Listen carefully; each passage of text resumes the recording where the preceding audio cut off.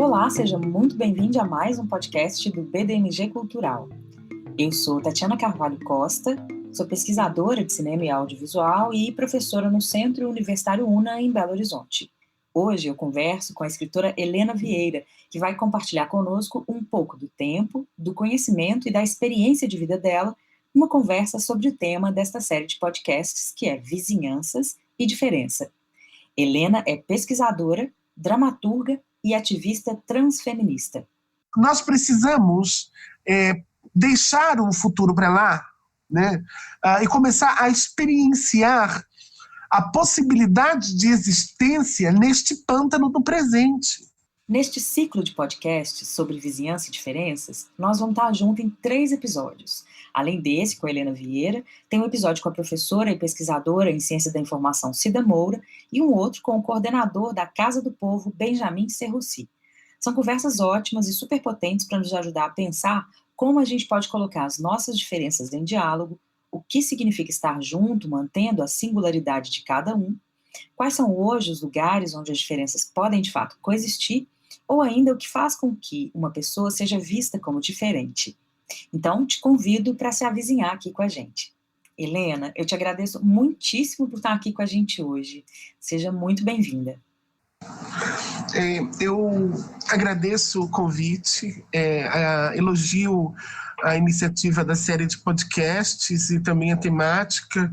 Acho que discutir as possibilidades de coexistência, não é? As possibilidades de coabitação do mundo, dos terrenos de sentido que a gente tem habitado de forma tão individual, ela é um dos desafios do presente, né?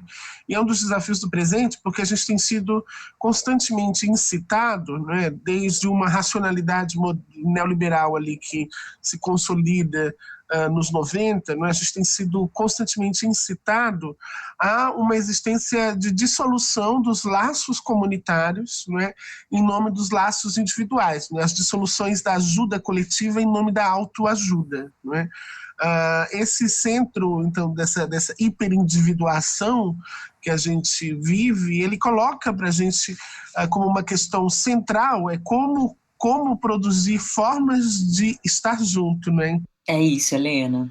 E a partir dessa sua primeira fala, eu quero te ouvir mais sobre essas formas de estar junto, assim, a partir de uma ideia de diferença. E eu parto aqui de uma noção de diferença que é um contraponto a uma noção de normalidade, né? Que é uma noção social articulada e legitimada discursivamente, performativamente. Isso tem a ver com uma ideia constituída na modernidade pelo Ocidente, que é a ideia de sujeito universal.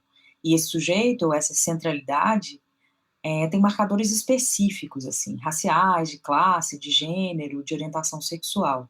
Quer dizer, o universal e a ideia de normal que deriva dele é uma ficção, porque ela se limita ao que é branco, masculino, cisgênero e hétero. Todo o resto é tomado como o outro, em relação a essa centralidade, né? Por exemplo, eu, Tatiana, sou um outro, ou uma outra, porque eu sou uma mulher, eu sou negra, eu sou lésbica, e você, Helena, é uma travesti branca. E também é outra, né, em relação a essa universalidade que eu falei. Então, a partir dessa ideia de diferença e das complexidades implicadas nisso, eu queria ouvir você falar sobre sua experiência e sobre o que te constitui, né, como essa intelectual. Eu tenho pensado muito, né? Acho que a questão da diferença ela é importante para nós, mas acho que a gente precisa recolocar a questão da diferença, não é? Tradicionalmente, do ponto de vista da norma, não é que e aí isso é importante observar. As experiências dominantes, hegemônicas e normativas, elas são sempre postuladas como experiências neutras, ainda que no interior de corpos subalternos. Né? Então, por exemplo, quando a gente diz mulher, a palavra mulher dita sem nenhum adjetivo informa a mulher branca. Quando a gente diz negro, informa o homem negro, né? Porque, inclusive, dentro das categorias subalternas, sempre as formas dominantes é que assumem a universalidade da representação. Né? E aí, o diferente, e essa é a lógica, né? Os diferentes são sempre os outros. Né? E esses outros, que seriam os sujeitos da diferença, são aqueles que levam em seu corpo ou em sua trajetória o que alguns autores como a Avitar Bra vai chamar de marcadores sociais da diferença, não é? Que seriam justamente as marcas, os signos que estão acoplados no nosso corpo e na nossa trajetória, que revelariam que somos nós o diferente ou o distoante, não é? E aí, eu acho que o que vale a pena na recolocação do debate de diferença é deslocar a diferença como constituinte de um corpo subalterno para acusar a diferença na experiência da norma, não é? Acusar a insuficiência dessa categoria universal, não é? E aí quando a gente pensa como é que nasce a noção de normalidade, não é? O Georges Canguilhem, que foi orientador do Foucault, ele tem um livro fantástico que se chama O Normal e o Patológico. E nesse livro, Normal e Patológico, ele vai dizer assim, a diferença é uma questão aritmética, não é uma questão ontológica, ela é aritmética. Então, como assim? Imagine que estamos numa sala que tem 10 pessoas, dessas 10 pessoas, 8 pessoas têm 2 braços e 2 têm um braço. E a gente vai dizer assim, a maioria das pessoas tem 2 braços, logo é normal ter 2 braços, logo é natural ter 2 braços. O que antes era uma prevalência se converte em norma e passa a funcionar produzindo formas de adequação e formas de exotificação das experiências minoritárias no mundo, não é? E aí, essa recolocação do debate da diferença é fundar o debate da diferença na diferença, não é? É entender que tudo, absolutamente tudo é diferença. Inclusive, identidade é diferença, não é? Identidade é diferença porque como é que nasce, como é que se funda um agrupamento de identidade? Ele se funda através da diferença. E aí eu acho isso muito importante, por exemplo, quando eu penso o processo de vir a ser mulher, não é? E não só para mim, mas acho que para todas nós, cis ou trans, não é? Não existe me sinto mulher como se houvesse um pertencimento coletivo a essa categoria mulher. O que existe, de certo modo, não somos homens, porque a única coisa que cada pessoa consegue sentir ser é a si mesma, não é? Só que a forma como essa experiência de si será significada socialmente tem a ver justamente com a experiência das coisas que não somos, muito mais do que com as coisas que somos, não é? E justamente por isso, acho que a gente precisa recolocar o debate da diferença na afirmação da diferença e não na recusa da diferença, não é? A gente precisa perceber que não é a identidade que produz agrupamento, mas talvez esse tempo em dissolução que nós estejamos vivendo, ele demande de nós optar por formas de afinidade ao invés de formas de identidade. Formas de afinidade significaria construir composições com outros sujeitos, com outros corpos, que estejam mediadas por outros fatores organizadores que não a identidade, como, por exemplo, a precariedade, né? Então, o que conecta eu, uma travesti migrante que mora no Nordeste, você, um trabalhador precarizado, e o motorista de aplicativo, e o entregador de aplicativo. Existe uma precariedade, que é a precariedade existencial que nos conecta, não é? Então, talvez a precariedade afim é que possa ser a forma de construir laços e habitar entre estes sujeitos que parecem tão radicalmente diferentes, não é? Helena, eu quero te ouvir um pouco sobre potência, assim. Aí eu vou fazer uma pequena introdução para você comentar. A organização das formas de controle na sociedade passa muito pela vigilância e pela regulação dos corpos, né? Chegando até a própria relação entre vida e morte. Por exemplo, nossos corpos, o seu e o meu, numa perspectiva hegemônica de poder, precisam ser regulados porque eles não se encaixam numa norma, né, de que a gente falou agora há pouco. E aí eu aciono aqui esses dois conceitos, né, o de biopolítica e de necropolítica. A biopolítica, esse pensamento que vem lá do Michel Foucault, que diz das formas de regulação da vida pelos poderes instituídos, como, por exemplo, o governo, ou, mais recentemente, os sistemas de vigilância algorítmica.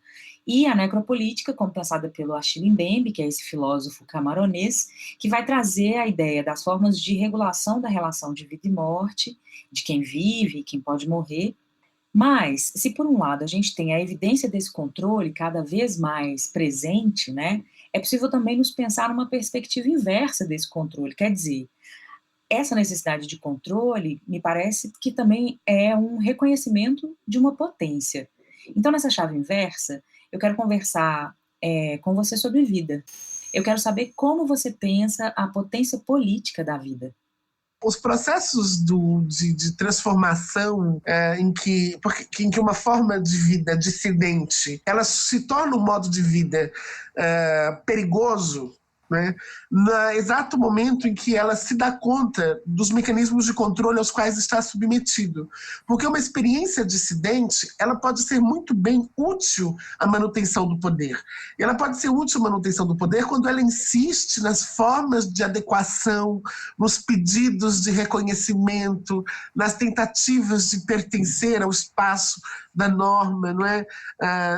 Dentro dessa lógica educada do eu não quero destruir os mecanismos que produzem o sentido de normal e anormal, mas eu quero ser normal, e nesse sentido ser normal significa que outros sujeitos serão considerados anormais, não é?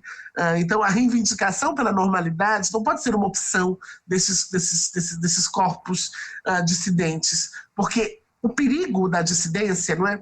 O perigo de um corpo travesti, por exemplo, é justamente porque a existência de um corpo travesti que move os desejos dos homens, por exemplo, e que move os sentidos do que é um homem e uma mulher, desestabilizam a norma, não é? Esse conjunto de sujeitos tidos como anormais, intensamente combatidos, eles desestabilizam as coerências arbitrárias constituídas no interior das experiências normativas. E aí, quando essas coerências se desestabilizam, parecem que a própria lógica da norma está desorganizada, não é? Isso explica coisas como, por exemplo, a forma como venderam a ideia de ideologia de gênero no último período, não é? Do que se tratava isso? As pessoas tinham um medo ontológico, existencial, de não conseguir mais entender o que era um homem e uma mulher. Porque elas se sentem muito, muito constrangidas de não conseguir estabelecer um sentido para aquele corpo, não é? Porque a gente tem um fetiche classificacionista, né? Eu chamo de fetiche taxonômico. A gente olha para uma nuvem e a gente vê um desenho porque a gente não consegue aceitar o disforme. Lembro que uma vez eu estava aqui no interior do Ceará, estava indo à universidade, e aí um cara me puxou pelo braço, o senhor, e falou assim: ai, tu me deixa muito aperreado. Eu falei: por quê? E ele falou: porque eu não sei se você é homem ou mulher. Ou seja, ele se deu o trabalho de me puxar pelo braço, me parar no meio do meu caminho, porque ele não conseguia saber se eu era homem ou mulher, e isso causava incômodo a ele, né? Então, o perigo desses modos de vida outros é justamente que eles afirmam a incoerência dos regimes de verdade, não é? E quando a verdade que estrutura o sentido do real para as pessoas está em risco, a própria realidade está em risco. Isso vale também para o corpo das mulheres negras, por exemplo, não é? Porque o cabelo crespo sempre foi combatido, porque esse corpo sempre foi tido como um corpo para ser subalternizado. E quando ela se afirma como intelectual, artista, e afirma o cabelo e diz: não, mas você não tem vergonha, mas você não quer alisar, esse orgulho não tem espaço na experiência normativa, porque ele bagunça as coerências que se organizam ali. Então, por isso, eu acho que a nossa possibilidade de imaginar, por exemplo, o futuro, a nossa possibilidade de imaginar novas formas de convivência, elas precisam ser inspiradas e observadas desde as formas de convivência estabelecidas por populações subalternas, não é? Eu gosto sempre de pegar o exemplo da ditadura militar, das travestis, não é? Que é meu tema de pesquisa atual, são as travestis da ditadura, né? As travestis inventaram na ditadura o pajubá, não é, que é a famosa língua das travestis. Ocó é homem, picumã, cabelo, dinheiro, aqué, né? E tem que falar com uma entonação correta, porque se você falar só a palavra, você não está falando pajubá. Tem a entonação que precisa ser do pajubá. E como é que o pajubá nasceu? O pajubá nasceu porque as travestis fugiam da polícia na ditadura e elas se escondiam nos terreiros de Umbanda e Candomblé. E o pajubá nasce do encontro das travestis com a língua iorubá. Por isso que o dialeto das travestis é tão marcado por palavras em iorubá, não é? E aí você tem aí um tipo de convivência entre corpos subalternos que inventa uma nova linguagem a partir das quais as travestis conversarão sem que a polícia as entenda e, conversando em Pajubá, elas vão montar estratégias de fuga da polícia. Isso a partir de uma resistência política que se inventa no encontro entre povos guetificados. Helena, a palavra crise tem tomado conta das discussões sobre esse momento de pandemia, né? De isolamento e também de tensões na política institucional, não só no Brasil, mas em outros países do mundo. Aliás, além da palavra crise, também tem a ideia de fim do mundo. Em uma das conversas recentes suas, que eu tive a oportunidade de ver, você enfatizou uma ideia que me pareceu muito interessante, assim, que é a postura contra o futuro. E me parece que essa ideia de futuro com a qual você trabalha vai muito ao encontro de uma ideia de progresso da modernidade, né? Um progresso que aponta para o futuro, né? Esse progresso que está escrito lá na bandeira do Brasil. Mas é um progresso que coloca uma evolução histórica a serviço também de uma destruição, porque ele não é um progresso para todos, né? Então ele acaba provocando violências e desigualdades. E tem uma filósofa que eu gosto muito, que vai reiterar essa ideia, né? Que é a Denise Ferreira da Silva. E ela fala na necessidade do fim do mundo como conhecemos, o que me parece que se conecta um pouco com essa ideia de contra o futuro, o fim do futuro, que se articula. Então, Helena, eu queria te ouvir um pouco mais sobre essa ideia de fim, tanto de fim de mundo quanto de fim de futuro, e essa saída pela queeridade. Eu queria também que você explicasse um pouco o que é esse queer, ou essa queeridade que você coloca como saída. Acho que a primeira coisa é, de fato, quando eu falo, né, de um antifuturismo, né, eu estou falando num sentido muito específico, né, que é um antifuturismo queer, que é, entre outras coisas, discutido por um autor fantástico chamado Lee Edelman, que ele escreveu um livro que se chama No Future. O Lee Edelman vai dizer que o futuro é uma coisa de crianças, né? Por que o futuro é uma coisa de crianças? Porque o futuro, tal e qual ele se postula na modernidade, ele é, em primeiro lugar, uma grande obsessão moderna, não é o futuro, né? Isso porque a modernidade instaura um sentido temporal que ele é linear, progressivo e organizado em passado, presente e futuro, né? Essa organização do tempo nessas três etapas, ela é típica da modernidade ocidental, né? Ela não é como nas cosmovisões orientais, ameríndias, aborígenes, né? Então, se você pergunta, sei lá, a um budista sobre a origem e o final da vida, ele dirá Goryaku Jintengo, não é? Tempo sem começo e sem fim, né? Porque não há necessidade de que as coisas tenham necessariamente um começo e um fim, né? Então a modernidade instaura um sentido temporal em que o futuro é sempre aquilo que está por vir e que o futuro precisa sempre ser pensado, e ele é pensado, às vezes, ao longo do século XX, dentro de um conjunto de grandes utopias, não é? Seja a utopia comunista do marxismo, seja a utopia tecnológica do positivismo, né? Como esse futuro que estará por vir e que, de certa forma, é preciso garantir a continuidade da espécie, né? Então ele é um futuro sempre heterossexual e sempre reprodutivo. E ele não é só um futuro reprodutivo, mas ele é sempre algo a ser perseguido, e ele é sempre um futuro melancólico, porque nós nunca agiremos no mundo presente, nós estaremos sempre agindo em função de um futuro, né? Então eu trabalho para a aposentadoria que virá, né? Eu crio meus filhos para a velhice que virá. Eu estudo para a boa remuneração que virá. Existe sempre esse que vir, esse que virá, que ele nunca chega e que ele se estende indefinidamente para o desfrute, para o gozo que nós nunca experimentaremos, porque ele é sempre um gozo adiado, não é? Então me parece que as existências queer, né, e aqui eu vou dizer existências queer como essas existências aberrantes, anormais, né? A palavra queer, ela é uma ofensa em inglês, né? Significa baitola, viadinho, sapatão, no sentido ofensivo, e que os movimentos queer e a teoria queer ressignificam, né, como orgulho, né? E aí o queer, ele é fundamentalmente uma recusa às formas de idealização desse mundo heterocentrado, não é? Então a família nuclear, que é uma família que inclusive não existe, né? Porque, por exemplo, a família brasileira é a mãe solteira e os seus filhos. Essa família tradicional, ela existe como uma utopia que é sempre uma família por vir, né? Por exemplo, as mães: eu quero criar meus filhos para que eles possam ter uma família como eu não tive. Aí os filhos: eu quero ter uma família para ter uma família como eu não tive. Existe sempre essa família a ser construída, essa idealidade de família a ser alcançada, que vai gerar sempre uma frustração em construir a sua família, a experiência familiar no mundo, né? Então, me parece que as experiências queer, elas são experiências fundamentalmente fracassadas em relação à norma, né? Porque o filho gay, ele é um fracasso em relação à expectativa de netos dos pais. A filha travesti é um fracasso de gênero, né? A filha militante é outro fracasso, né? Existe então aí um conjunto de fracassos, e o que eu tenho pensado justamente é nós precisamos deixar um futuro para lá, né? E começar a experienciar a possibilidade de existência neste pântano do presente. E o mundo que nós precisamos adiantar o fim do mundo. Eu falei, eu discordo do Krenak nisso, porque eu falei, nada de adiar o fim do mundo, vamos adiantar isso, pelo amor de Deus. É o fim do mundo tal qual conhecemos, como diz Denise, né?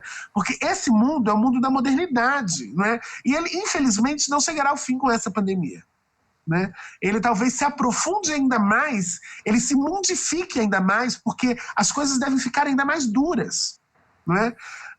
Eu acho que existe uma urgência em deslocar um conjunto de sentidos, os sentidos de família. E aí por isso eu tenho falado dessa ética de uma parentalidade maior, que não esteja mediada pela consanguinidade, mas que possa fazer com que, por exemplo, eu e tu nos reconheçamos em algum momento como parentes, não é? E, portanto, desenvolver laços outros com os sujeitos que não sejam sanguíneos, consanguíneos, generificados, não é? Então, Helena, a partir dessas referências feministas e queer, e pensando nesse depois do fim do mundo, eu quero puxar a conversa aqui para o tema desse nosso podcast, né? Que tem a ver com a ideia de vizinhança e de diferença. Nesse sentido, minha última pergunta para você é: como pensar e provocar novas conexões ou esses avizinhamentos de nossas diferentes formas de vida? Sabe que essa é a questão do século, né?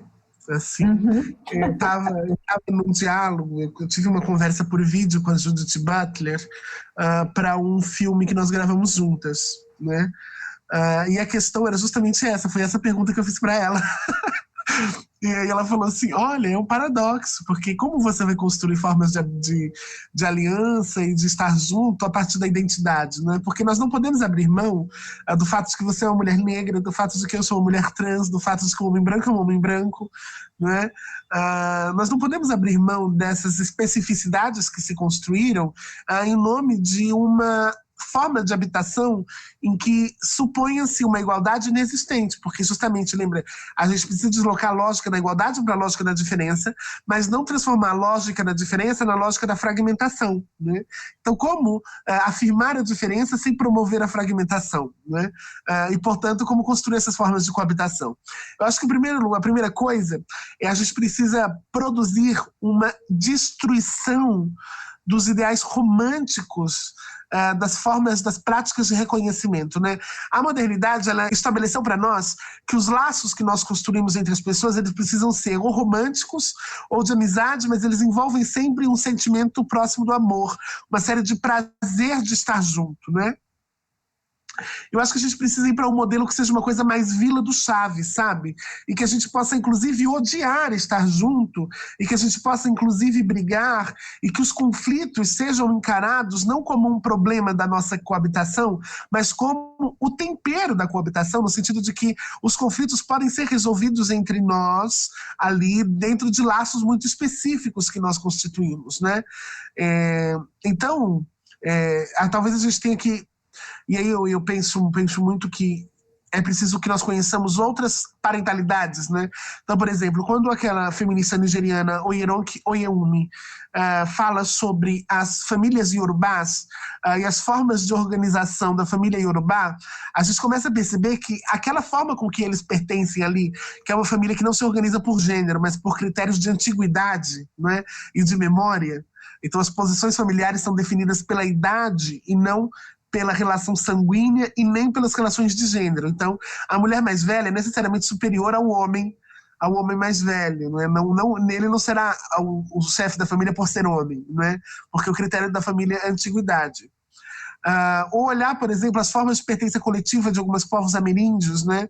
Talvez a gente precisa voltar nossos olhos para essas experiências que constituem, de alguma forma, o nosso passado, né? A nossa memória pré-moderna ou extramoderna, para permitir que o encontro com essas experiências nos deforme, né?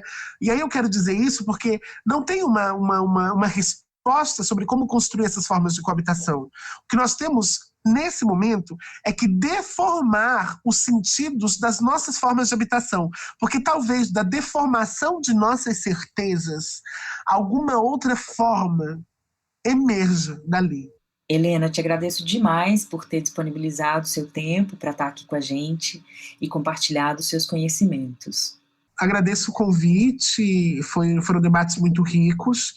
Eu queria aproveitar para divulgar que eu estou com um curso gratuito lá no meu canal de Introdução ao Feminismo Decolonial. Meu canal chama Pausa para o Fim do Mundo. Sigam lá. Esse podcast faz parte da série Vizinhanças e Diferença, um projeto educativo do BDMG Cultural em parceria com o Micrópolis. Eu sou Tatiana Carvalho Costa, convidada para mediar mais esse ciclo de podcasts. Visite o site do BDMG Cultural para acessar mais podcasts e conteúdos educativos. Até a próxima!